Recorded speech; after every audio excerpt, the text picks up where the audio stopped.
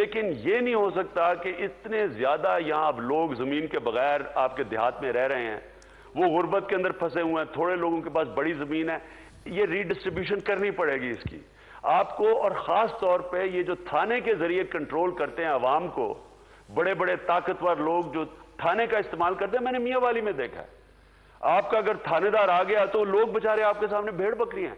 ये जो थाने का और कचहरी का ये जो सिस्टम है, ये तो हमेशा से होता है, इसको कैसे चेंज कैसे होगा? इंसाफ दें लोगों को गांव के लेवल के ऊपर, गांव के लेवल पे देखें। ये पंचायती निजाम जो हमारा पुराना चल रहा था, आज श्रीलंका में 25% केसेस पंचायत कोर्ट्स में हल होते हैं। गांव के लेवल पे सबको पता है कौन एक नंबर है, कौन चोरी करता है, किसकी जमीन है, कौन सा जो गवाह है वो एक नंबर है, दो नंबर है, सबको गांव में पता है। ये जो पुराना निजाम है इसको रिवाइव करें, कई केसेस गांव के लेवल के ऊपर गांव की जूरीज के जरिए करवाएं। एक कॉल ले लूं जी, मैं कतर से एक कॉल है जी, साहब से बात करूं जी। अस्सलाम वालेकुम जी। जी सॉरी, लाइन ड्रॉप हो रही थी, लाइन बहुत ड्रॉप होती है। मैं मुबशर मैं आपको समझाऊं। देखिए गांव के लेवल जो गरीब आदमी से इस वक्त होता है, इसलिए जेलों के अंदर आपके सिर्फ गरीब लोग हैं। वो क्यों नहीं, वो ना वो वकील कर सकते हैं, ना उन बेचारों के पास वो टकरे मारते फिरते सेशन कोर्ट में। कैसी बात कर रहे हैं खान साहब, 8 साल 9 साल आसिफ जरदारी साहब ने भी जेल काटी है। आप सिर्फ गरीब लोग तो नहीं जाते वहाँ पे। यूसुफ रजा गिलानी साहब वहाँ पे रहे अडियाला जेल में। वो अलग बात है कि यूसुफ रजा गिलानी साहब वहाँ पे used to be clad in like designer stuff, लेकिन गुची के जूते पहन के वहाँ पे रहते रहे। पर एनीवेज वो तो चलता रहता है। राणा साहब, जेल यहां सिर्फ ऑपोजिशन के लिए होता है, जो कमजोर होता है, जो ताकतवर होता है, उसके लिए नहीं होता। आसिफ जरदारी बेचारा जब ऑपोजिशन में आते थे तो जेल में जाते थे ना, जब वो पावर में आते तो सारे केसेस खत्म और वो सीधा प्राइम मिनिस्टर हाउस में। ये सिस्टम गलत है। देखें ऊपर से तो आज ये सबसे बड़ी चीज सुप्रीम कोर्ट आजाद है, ये एक बहुत बड़ा इनकलाब है।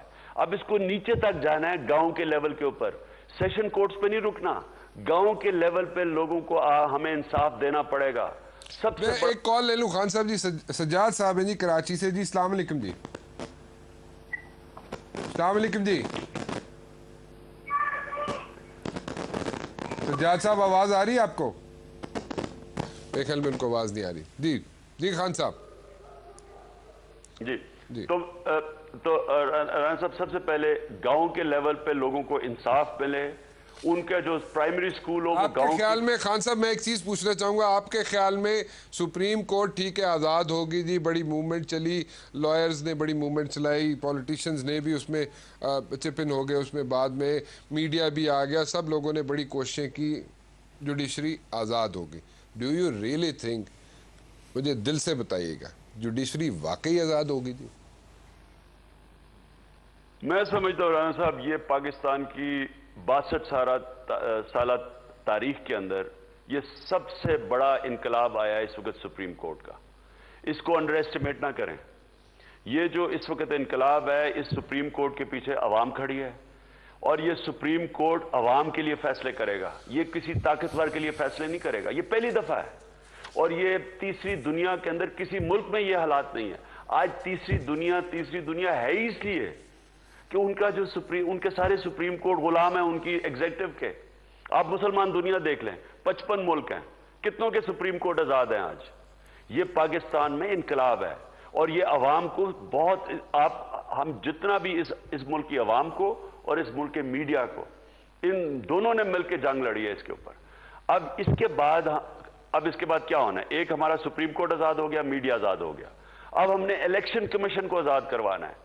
अभी हम बाई इलेक्शन हमने 2-3 हिस्सा लिए हैं और इंशाल्लाह ये पिंडी का बाई इलेक्शन आ रहा है, आप इसके अंदर देखें। आप कह रहे हैं ना कि आप देखें इंशाल्लाह कि तहरीक इंसाफ का आपको वोट बैंक नजर आएगा। आप NA-55 की बात कर रहे हैं?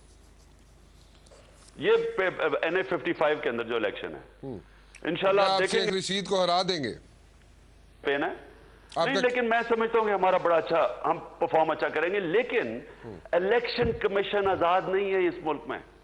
जो गवर्नमेंट बैठी होती है उसके नीचे इलेक्शन कमीशन आती है, उनके ऑफिसर्स आते हैं। अभी तक गिलगित बल्तिस्तान में इलेक्शन हुआ, मानसेरा में हुआ और स्वात में, तीनों इलेक्शन के अंदर, और चौथा हुआ अभी लकी मरवत में।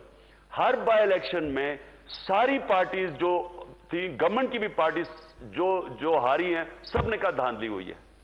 गिलगित बल्तिस्तान में, मानसेरा में सारी पार्टीज ने कहा धांधली हुई। आपके ख्याल में अगर इलेक्शन कमीशन आजाद हो जाता है तो धांधली खत्म हो जाएगी? That's what you're saying, right? देखिए ना, इलेक्शन कमीशन, हमारी पिटीशन सुनी जाएंगी। ठीक। अब मुझे ये बताएं कि अभी तो आपकी सुनता कोई नहीं। एक वजीर ने जाके प्रिजाइडिंग ऑफिसर के कनपट्टी पर बंदूक रख दी जाके। कौन से वजीर ने जी? ये कौन सी इलेक्शन, उसको डिस्क्वालीफाई होना चाहिए। कौन से वजीर ने? गवर्नमेंट फंड्स अनाउंस हो रहे हैं। कौन से वजीर ने? इमरान खान साहब किस वजीर ने कनपट्टी पे गन रखी थी?